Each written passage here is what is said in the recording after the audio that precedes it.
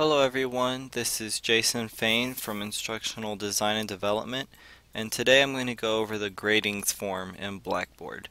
And what it basically allows us to do is take a grading rubric such as this one and put it into Blackboard, where we have different objectives and different criterion here discussing what the student should do for their assignment. So for instance, we have spelling, grammar, information, and did they complete it? Do they need improvement? Did they meet expectations, or did the student perform exceptionally well? So now that we know kind of what a grading rubric is, I'm going to go ahead and move this over to the side and we can go ahead and start creating it. So the first thing that we're going to have to do is go under the Build tab, and then we're going to click on Grading Forms under the Designer tools. So I'm going to click Grading Forms here. I'm going to go ahead and hide this just to give me a little bit more room, and I'm going to begin creating my own grading form.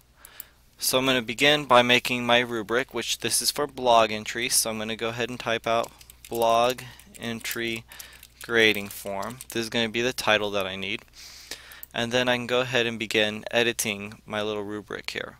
So the first thing I'm going to do is I'm going to get rid of style. I don't really care too much for style, and I'm going to make this information. I'm really worried about the content here, so I'm going to name this information, and then you can see that this is now changed. Now inside here I can put what each indicator means. One thing I wanted to add as a performance indicator, I'm going to go ahead and add a performance indicator by clicking this button, was I wanted one that says they did not complete it at all. So you have needs improvement, meets expectations, exceptional, and then I'm going to add one at the very end called did not complete. This way I can give zeros away for those who didn't even try. Okay, so I'll give different points here. 1 point if they need improvement, 2 if they met expectations, 3 if they were exceptional, and 0 if they didn't even try.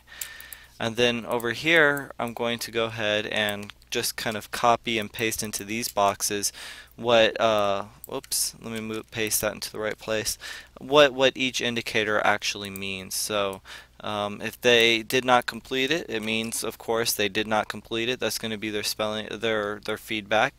If they need improvement, there's going to be several spelling mistakes.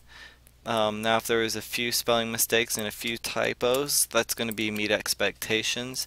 And if there was no spelling mistakes, then that was very exceptional to the student. So now I'm going to go ahead and pause this recording and go ahead and fill out the rest of this form here.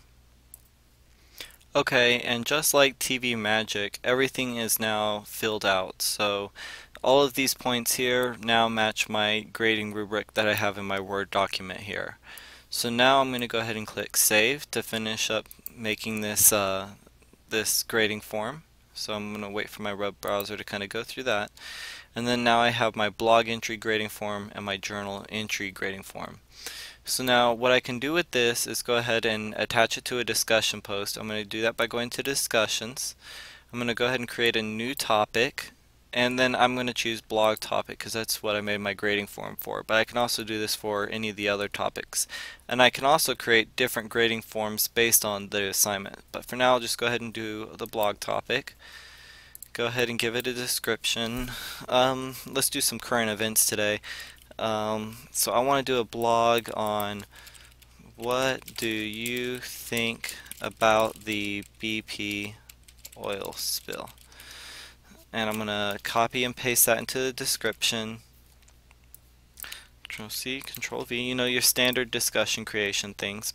Now down here I can choose to grade by a grading form, so I'm going to check this, and then I can select my grading form here, and this is where I can choose my blog entry grading form. So I'm going to check this radio button and hit select, and now I can grade by this grading form. Now another thing that I can do is I can have the students grade this. So instead of grading it here, I can go to peer review and then allow the students to do the grading by checking this option, this radio option here, and then selecting my grading form down here. So the same kind of process. Select that, and then I can go ahead and click Save.